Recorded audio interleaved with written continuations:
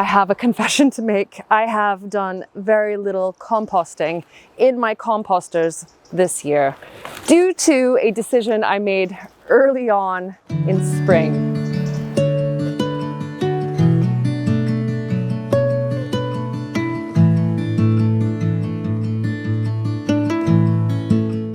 At the time, I had quite a detailed vegetable garden plan, which I shared with you. I use an online app that I have recommended, but I did not factor in where I was going to plant my pumpkins this year. And so what I did was I carried on sowing the seed, growing the young plants, and then when the time came to plant them out, where was I going to put them? I'd run out of space. And so I decided to plonk them down here at the end of the composting area into some finished compost that was still left over in here, and they have thrived. This one here, growing on top of the dead hedge on the back side of this area, is called Lakota, and there are a couple of these. There's also Turk's Turban and a third variety that I can't quite remember, but today it's time to harvest them, take them inside the Polycrub where they will cure. There's also quite a few other things that I need to harvest, and I also need to share with you some pretty big news.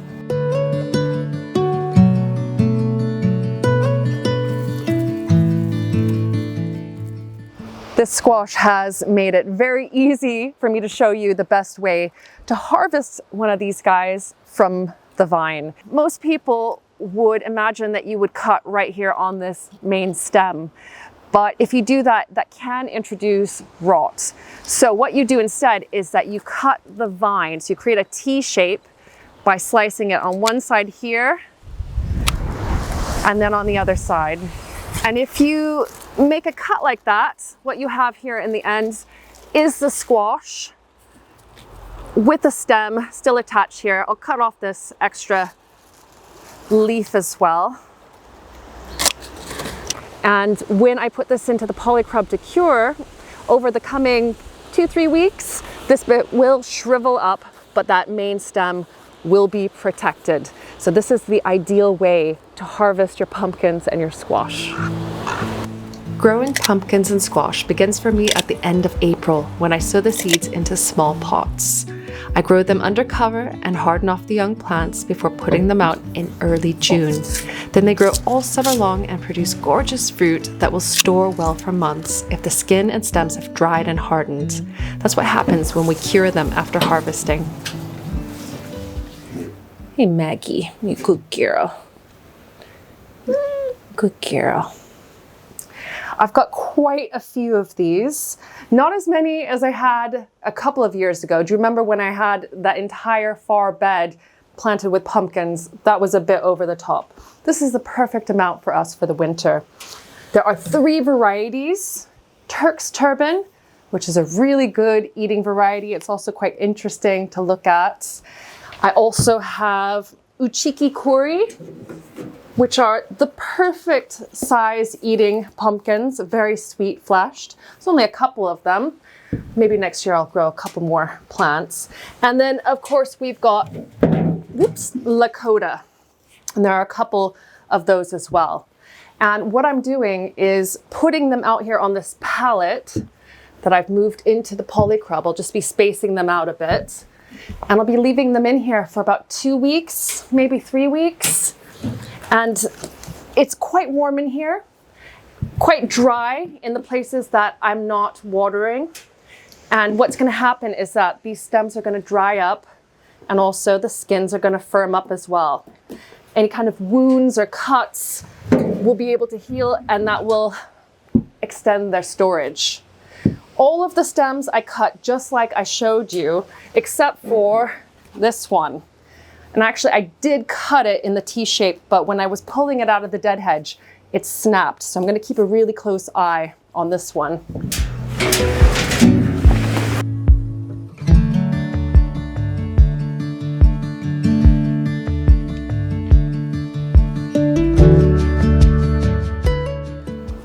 My Polycrub, this hard-shelled polytunnel, has once again been an incredible space to grow heat-loving crops in, including tomatoes and eggplants, sweet peppers, cucumbers, melons, so much.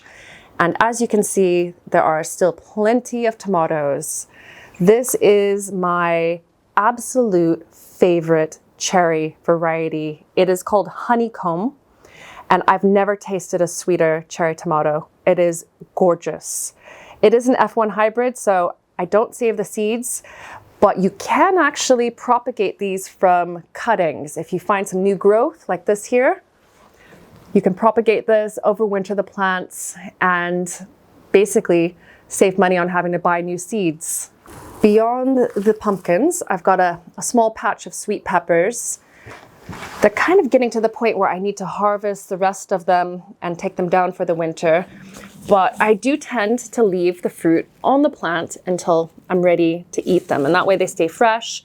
And the only thing that happens is that they change color. So these green peppers are starting to go kind of a mottled purple brown. These over here are a heritage variety that are lime green when they're ripe, but over time they will change into this kind of orangey color. These are gorgeous as well. The cucumbers have been extremely prolific. You can see there are still cucumbers coming on strong here, and I think over here there are a couple hiding as well. We've not been short of these this year.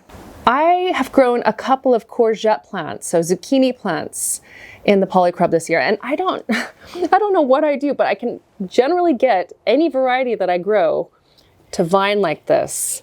And I thought that this was a normal thing, but apparently it's not. Anyway, there's a couple left at the very end. These will probably be the last, and they're a decent size. I need to cut those before they're too much bigger.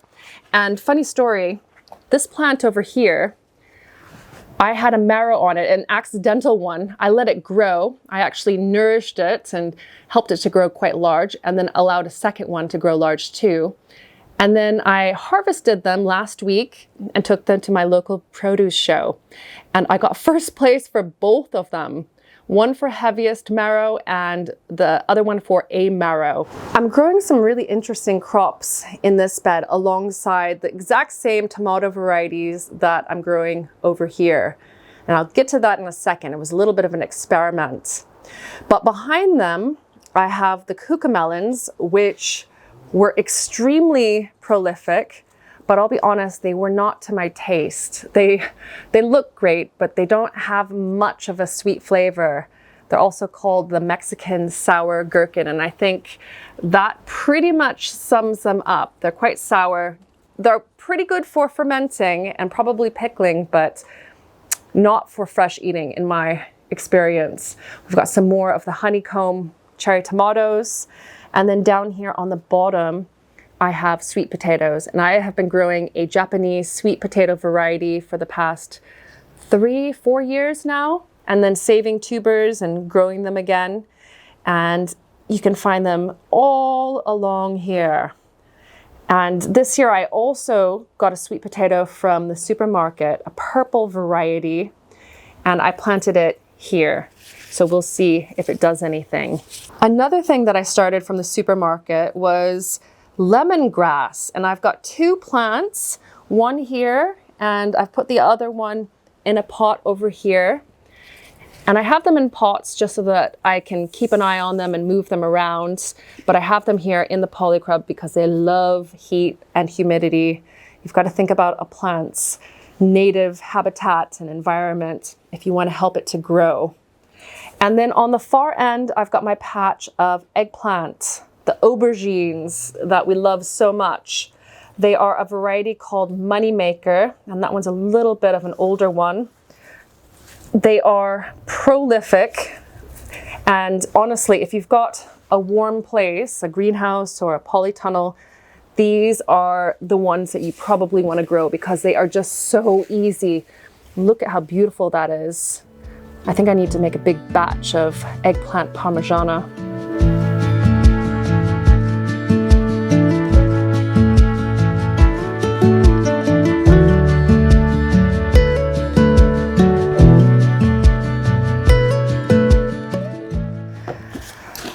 Gosh, this is what it's all about. These beautiful, colorful harvests. Gardening is hard work. It's very hard work. And you have to keep at it year after year no matter what the weather is like. This year, fortunately, it's been really lovely, really great warm weather, but last year was a washout. And I know that some of you are in regions that are very arid or are experiencing drought or too much rain or just some sort of imbalance. And it can be disheartening when you encounter summers like that. And especially if you have summer after summer after summer, there's always something going on. And it can lead to people giving up on gardening. You have to have that hope, and you have to enjoy the actual gardening aspect of it rather than just the harvest for you to keep going, at least for me. The garden itself needs a lot of cleanup at the moment. In my last video, I was talking about my problem with self-seeding weeds, aka wildflowers. And that's because I have a wildflower and wildlife-friendly gardens, but it's not a big deal. They pull up really easily out of my no-dig beds. And I don't know if you can hear in the background, but we have a storm going on right now, and it has knocked over a lot of things. We did pick all the apples yesterday just to stop them from being blown about and left all over the grass. But the asparagus is knocked over. There are a few other things. And so the coming week is going to be mainly about cleanup, also harvesting some of the potatoes that are still in the ground, cutting the last cutting of lavender flowers, which are out there. Quite a few other herbs need harvesting and drying as well. And then in here in the Polycrub, this is where I'm going to be overwintering a lot of pots, also our garden furniture, just like last year. Earlier this year, when I planted out the tomatoes, I ran a little bit of an experiment. On either side of the Polycrub, I'm growing 5 different tomato plants, and they're all the same varieties. What I did was I planted these ones out a couple of weeks before these ones over here, just to see if I would get an earlier harvest. Well, I can report that it was barely any significant difference in the time that they took to harvest. So I think that I will just carry on planting out my young plants as I have been doing, rather than a little bit earlier.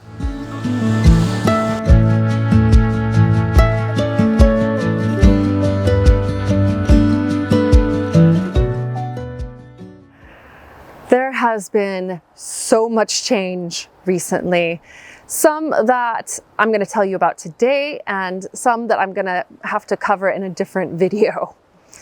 The first one is that in the past couple of weeks, we have nearly doubled our pet counts. So initially we had the cats, and we added Josie, our German Shepherd, last year or 2 years ago. She's almost 2. And we decided it was time for us to get another dog.